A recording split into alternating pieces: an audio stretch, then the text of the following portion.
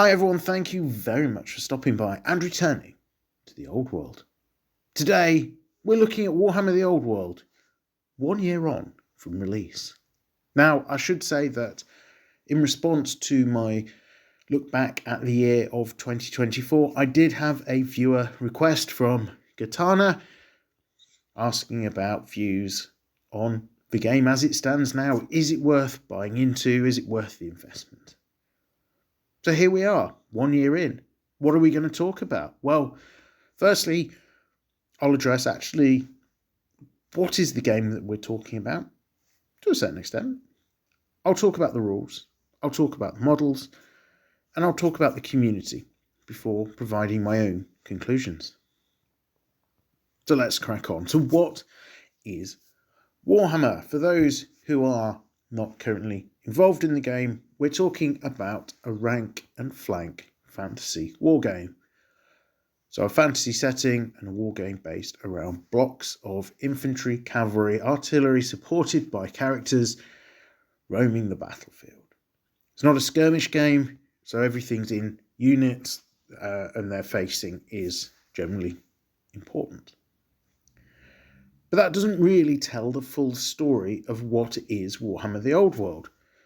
And in fact, if you look at the broader question of what is Warhammer, I think you'll get to some fairly different conclusions looking at the history of Warhammer fantasy battles from back in the day. That came across in a number of different flavours. You had the Hero Hammer years, as they were called, when the game was really centred around mighty warriors up top, massive beasties, and very powerful wizards blasting other armies to Kingdom Come. We're talking probably 4th, 5th edition here of Warhammer Fantasy.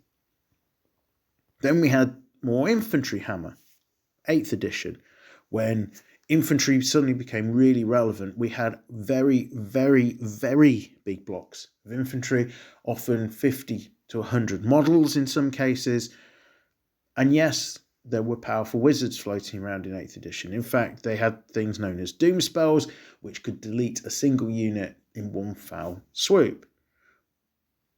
So it was a counter to these big, powerful Death Star units, but it was big units of infantry supported by very powerful mages roaming the battlefield. In between the two, we had really the Cavalry Hammer years, 6th, 7th edition. Characters were still very lethal, maybe not quite as lethal as they had been, but with the charges being based on you could go double your movement and that was it, but there was no pre-measuring. It meant cavalry always had that advantage over infantry. They were always getting the charge off, and if you charged, you went first. So they'd get the charge, they'd go first, they'd wipe out the front rank of the enemy infantry unit. There was no step-up rules, so the infantry would invariably suffer quite heavily in those combats. Cavalry was just simply better than infantry. So even within one game, different editions thereof, we've seen the concept of what is Warhammer Fantasy Battle, how is it meant to be played on the tabletop, change. And now we're into the world of Warhammer The Old World. And what is it? Well, cavalry now is generally better than infantry. It's got the longer charge range. You get an initiative bonus if you charge. So a cavalryman is probably going to strike before an infantryman. There's no step-up rules again. So infantry are likely to have very few attacks back. If you're launching an attack with quite a few different units that are heavy cavalry under the rules, they've got a rule called first charge. That means that unit of infantry that you're charging into isn't going to benefit from its rank bonus in that first round of combat, assuming it's the first charge you've made in the entire game with that unit of cavalry. Really, infantry, they need that rank bonus to hold the line in that first round of combat. Yes, some of them have things like shield wall and other rules to help them out, but not having the rank bonus means they are massively on a back foot unless they've got special rules to help them out. I've mentioned magic and the sort of super powerful wizards of the early days and also the doom spells of 8th edition. Magic has been toned down quite significantly since those days, but I would argue actually Magic is still really, really powerful, which has led to the default position where pretty much every table, every army is going to see a level 4 wizard on it.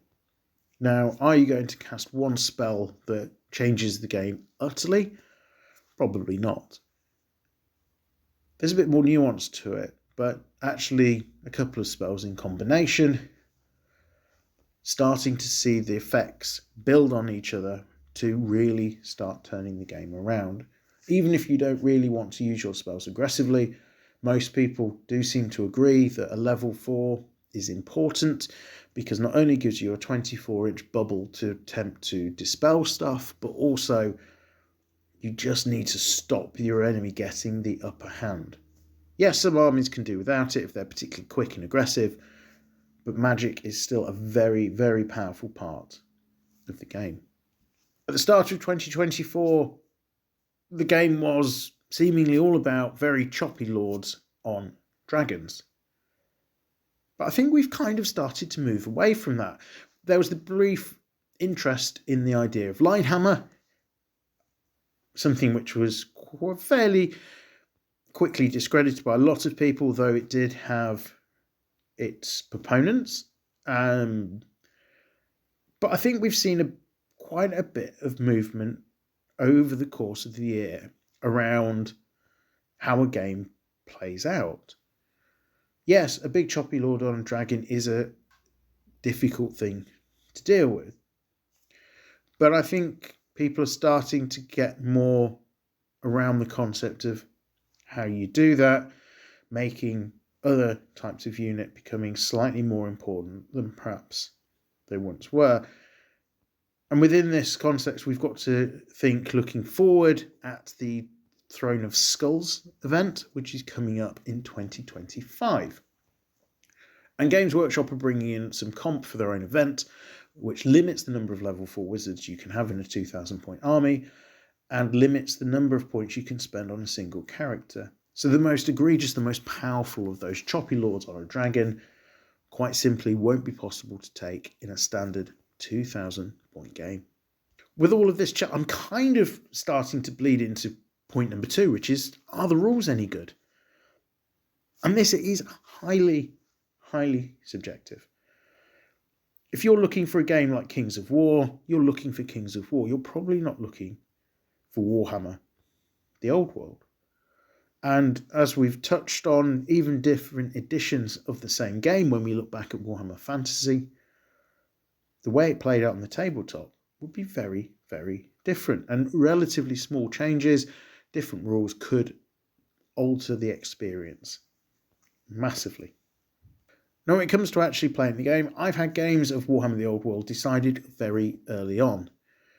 But I've also had games which have seen huge swings in the last turn or two, where someone dominating the early play ultimately succumbed to actually a fairly meaningful defeat. I personally see this as being quite a positive with the rules, when it's possible to claw victory from the grasp of defeat. That suggests that there's something in the rules that are working. Yes, there's generalmanship in all of this. Yes, it's about being good at the game and player skill, but a rule set which empowers that sort of play, I think, is definitely a benefit. Now, the rules for Warhammer The Old World, they are complex. They're not always clear. Yes, this is a problem for, I think, a lot of games out there. It's always been a bit of a Games Workshop problem, and we probably hold them to a little bit of a higher standard because of the size of the organisation. But things have got better. The Big Teal Book, for example, even has an index, which is something that previous editions of Warhammer just haven't had. And just being able to negotiate your way around the rulebook is a pretty good thing. And I think for the most part, actually, the rules are pretty clear. There's been a couple of FAQs to tidy up things which have been difficult, but overall, we've seen some good steps in the right direction. When it comes to the internal balance of the armies, it's not great. And yes, there is external balance issues as well. Some factions are stronger than others, which is a bit of a shame when we've only got 9 factions. However, I would say that perhaps the problem's not as great when it comes to the discrepancy with external balance, so the balance between different factions, as it would perhaps first appear. We've seen the rise of Bretonia being pretty much undisputed the best army in the game because it's got the best unit in the game in the form of Pegasus Knights and an incredibly powerful hero, which is either a Duke or Baron on a Royal Pegasus, depending on whether you're playing Exiles or not. But it's not been one faction, one build winning all the time. There's been some movement around that. So I think this is part of, as people who've played the game a bit more on the meta, albeit moving slowly, has shifted. There's been the opportunity for some of the other factions to come up. I did see a stat the other day which suggested that the Royal Throng of the Dwarves was now the most successful on the battlefield. And if you look at how people were rating armies, how win rates were looking at the dawn of Warhammer The Old World, Dwarves were right down at the bottom. So for them to be able to field forces, which is punching above the 50 to 55% win rate, is showing, I think, that there is variability here and things aren't quite as fully settled as we would like to believe. And with these different sub-factions as well, they're mostly out now. We know Empire about to drop. We know then there's High Elves, Beastmen and Wood Elves to come. So that's 6 more sub-factions. These have opened the door to greater list diversity. Now, some of the sub-factions, they've got some core similarities. So if we look at Chaos, Orcs and Goblins and Empire, for example, they've all got a sub-faction which leans heavily into all mounted. And it would have been nice to have different themes. But within that, Empire, you've got different knightly orders you can play with, different special rules. They're all going to carry their own different flavour. And it's going to be a very different mounted force to the all-mounted Orcs and Goblins or the all-mounted Chaos force. So there is levels of diversity, even if it perhaps would be nice to see some more starker differences.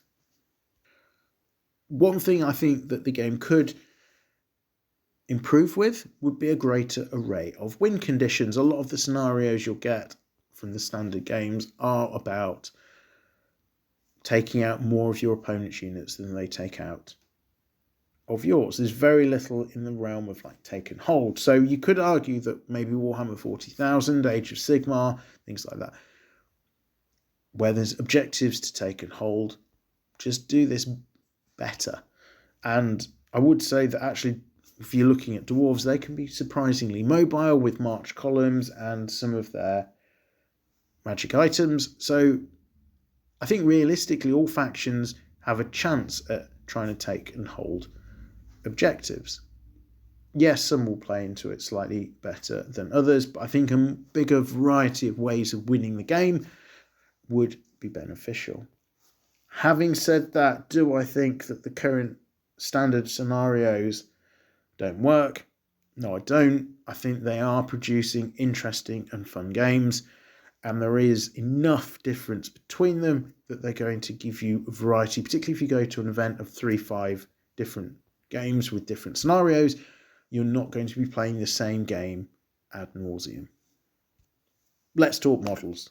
Warhammer The Old World is theoretically not model agnostic, because if you want to play in a Games Workshop store, a Games Workshop event, or a Warhammer World, you've got to use Games Workshop models.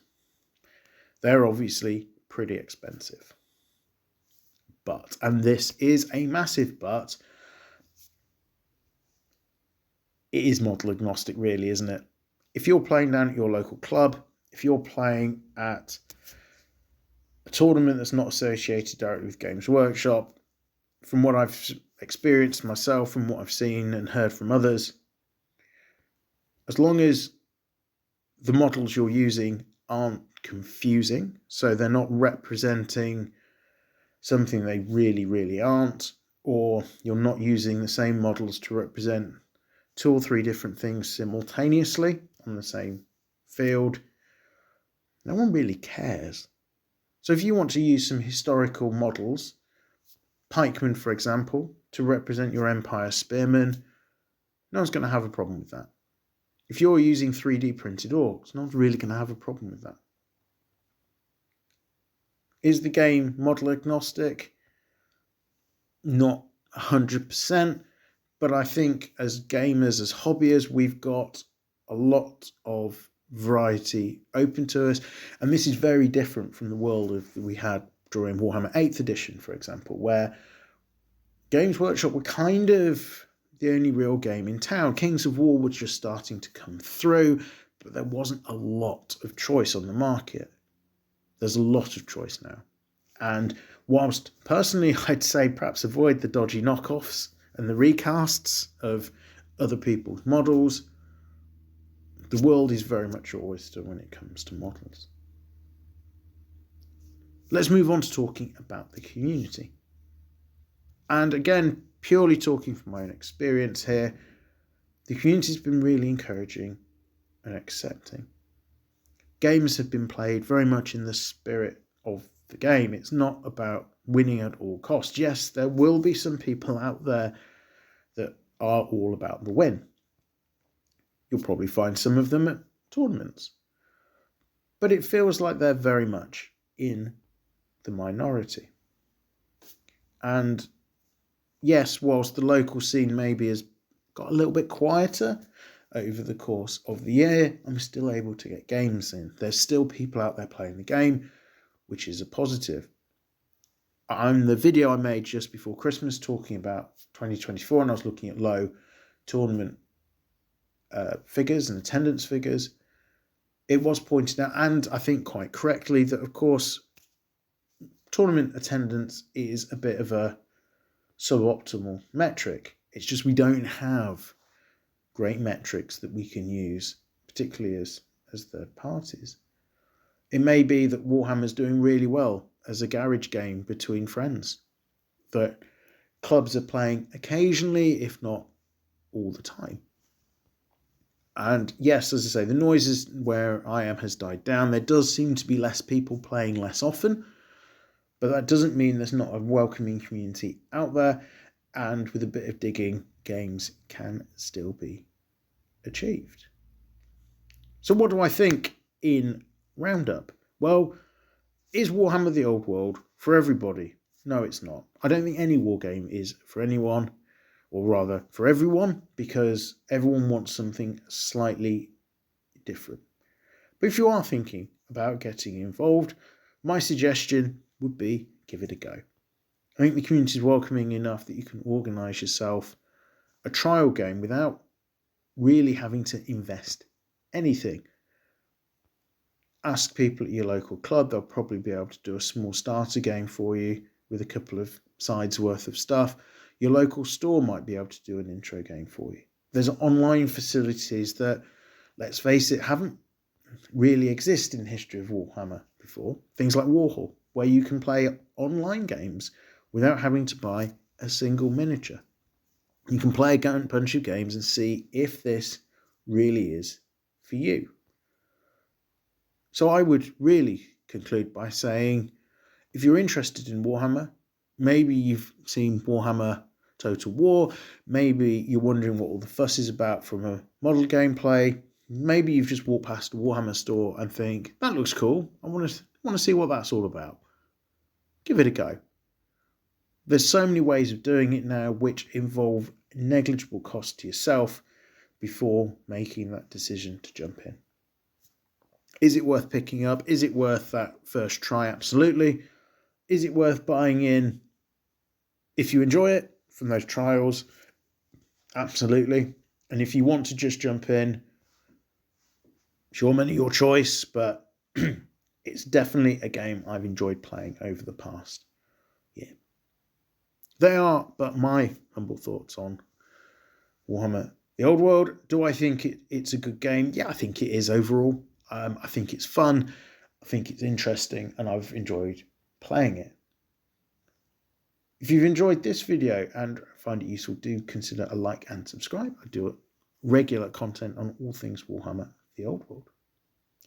All that remains for me to say once again is thank you very much for listening. I am returned to the Old World. Have a great day.